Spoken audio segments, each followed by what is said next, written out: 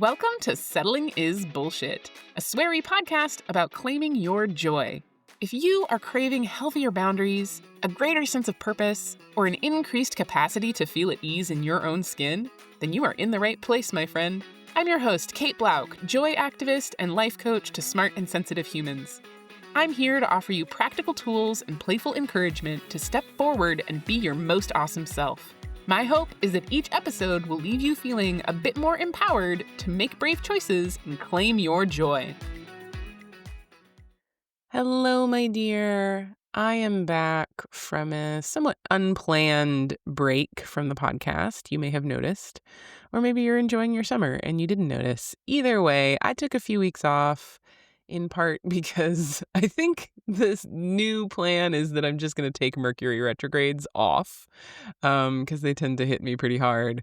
But also I just needed to honor that my system was telling me I needed a break.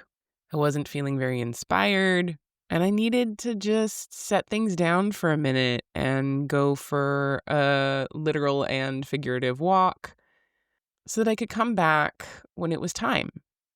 And what's really present for me in that experience and what I want to talk about today is this idea of honoring our limits, honoring our limitations, really treating with respect where our boundaries are.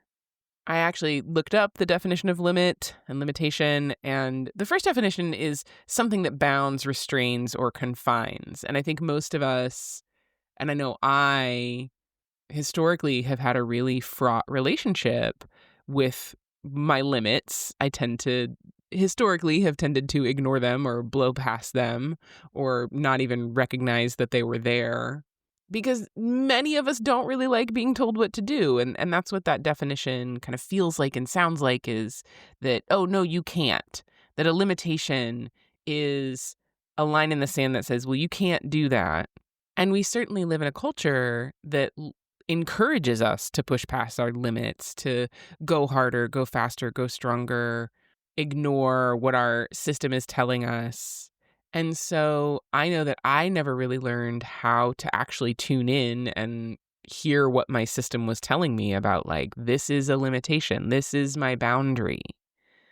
But the second definition of limit is the utmost extent, like the furthest distance. And I kind of like the expansiveness of that. Like when I get centered in myself and think about limits not as something that are holding me in, but the space between me at my core and how far I can go.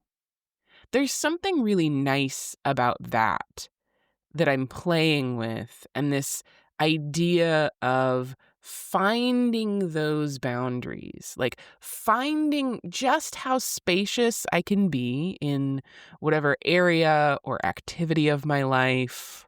Like, what is the spaciousness there and where does it end? Because I do actually think that boundaries and limits and a stopping point is really helpful.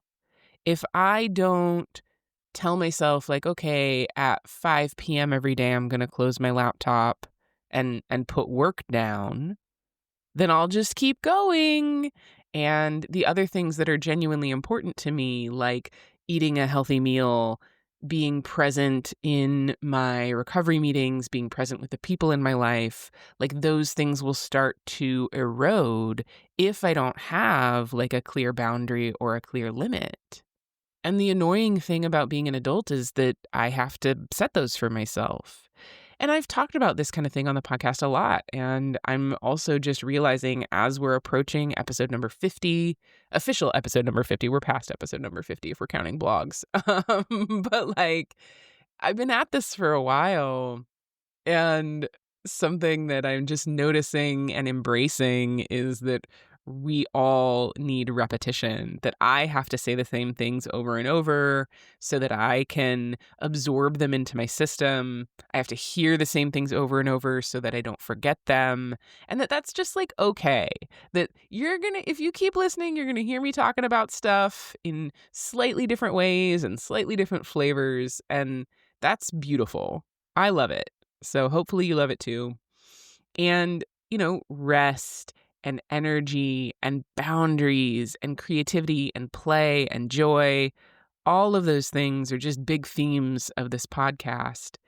And something I'm recognizing is that in order for me to really be able to access my own joy, to play and be creative in a way that feels good, I have to carve out space for that. I have to get enough rest.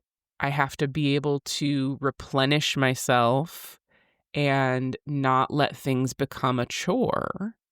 And in order to do any of that, I have to be able to honor my own limitations. I have to be able to recognize when my nervous system is activated and I'm reaching my limit. And it's really frustrating. And the annoying thing about that also is that it changes over time. As we get older, our body changes. What our capacities are changes depending on all the different factors in our life. If we have kids, our capacity for socializing is radically diminished. If we have a demanding time at work, then our capacity for time off or leisure is diminished, right? And it's this ebb and flow and flux of different components that can be really hard to keep track of if we're not deeply paying attention. One of the ways that I pay attention is through journaling and meditation. I do morning pages thanks to The Artist's Way and Julia Cameron, and the practice of just putting my thoughts on paper every morning and seeing what emerges. Big fan of expressive writing. Big fan of checking in with my own feelings. And even in periods where I'm doing that consistently, that doesn't always mean I'll notice everything. That's why we also need outside perspective. And what I've come to realize recently is that my capacities are different than they used to be. Now that I'm in my 40s, I have different physical limitations. I have different mental, emotional, spiritual limitations. I don't have the kind of same boundless energy or enthusiasm as I did in my 20s or 30s, which, to be fair, I was also not really paying attention to my system at the time. But when I can get present with the reality of what's true for me, right? So I am ADHD. I'm a highly sensitive person. I have sensory sensitivities. I'm also, annoyingly, I'm pretty sure perimenopausal, and I'm learning what the fuck that means about my energy and emotional capacities and how that impacts things. And it's so annoying because all of this stuff is always in flux and there's just a lot to keep track of. And so this idea of honoring those things, of treating them with due respect and appreciation, is an interesting mindset shift for me that I wanted to offer to you in thinking about what's going on in your system. Where are you activated? Where are you depleted? Where do you have capacity? But rather than treating it as constraint or constriction or I can't do this, thinking about it in this idea of, oh, how neat. My system is telling me what I am able to do in order to take care of me. That this is all a manner of honoring the center, of nourishing the center. I have this image of my kind of core energy in my body today. It's a warm gold color. And there's only so much space between the center and the boundary. And if I don't actually have a boundary, if there's not a space or a line or a bubble or whatever where that stops, then I'm just dispersing myself in all different directions and not maintaining that core. And so honoring my limitations rather than banging against them or trying to push against them or treat them as problems to be solved provides me with a sense of safety, with a sense of structural integrity. Like once I know what my limits are, then I know kind of where I am in space, where I am in relation to my own energy and self and fullness. And the reality for me is like, I don't want to be depleting myself all the time. I don't want to be miserable. I don't want to be exhausted. I don't want to be frustrated with people and situations in my life. I don't want to be crabby and bitchy and aggravated. I want to be the joy pixie that I am moving through the world. Like, I want to be able to bring my own vibrance and light and play and joy to the world, both to myself and to the people in my life and to you. But I can't do that if I don't actually have structural integrity. Like, if I don't know what my little joy bubble is and where its boundaries are, then I can't use it particularly effectively, right? And especially as someone who's neurodivergent, like I've just been running up against frustration with that lately. Like my sensory sensitivities, my ADHD inability to like keep my house as tidy as I want it to be, or just like running out of executive function capacity at the end of the day, or when my motivation just seems to evaporate. That can be incredibly frustrating.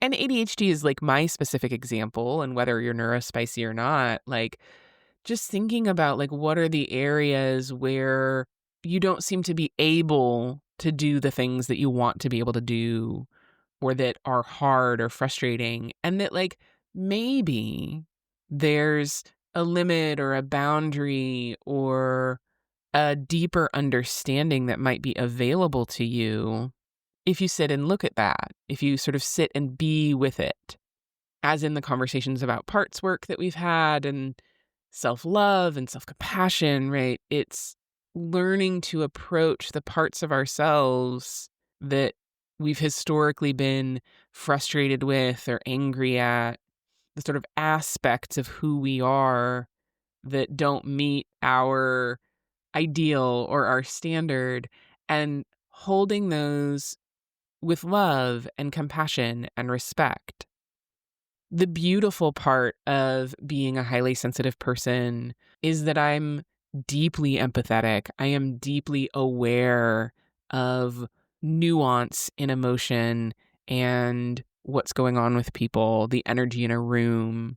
I have a deep appreciation for the texture of food. Like I used to be a really picky eater because the texture of food was challenging for me. But now in adulthood, that has helped me to become quite a foodie. Like now I get to be the adult version of a picky eater and just be a foodie and particular about the things that I find delicious. But I find things deeply delicious. And that's really cool. And I get to choose whether I want to celebrate that or fall into the trap of self-criticism and being frustrated with it. And I also get to listen to my system when it says it's time to take a break. And it was a really cool practice for me in cultivating self-trust, in cultivating that core sense of self-efficacy, that like I am capable of taking care of myself, that I am capable of being good to myself, that I am not a bad person or wrong or a failure for choosing to set my podcast down for a couple of weeks. The truth is that many of y'all might not have even noticed that I took a couple of weeks off. And those of you that didn't reach out to be like, hey, Kate, what's going on? So like, it was fine. But I know that I can get stuck in that trap, that perfectionist trap of, oh, I set these expectations. I used to do it this way. I've been doing it this way. I have to keep doing it that way. And it's really beautiful to get to model for myself and to get to model for you that we're allowed to take breaks. we're allowed to make changes in our life. We're allowed to do things differently, even if some people might wish we did them the same. That we have full choice and agency, and that we're not actually confined by the choices that we make. Like, we can often choose something different. Just because this has been a weekly podcast doesn't mean it has to be a weekly podcast forever. And spoiler, it is probably not going to be a weekly podcast forever.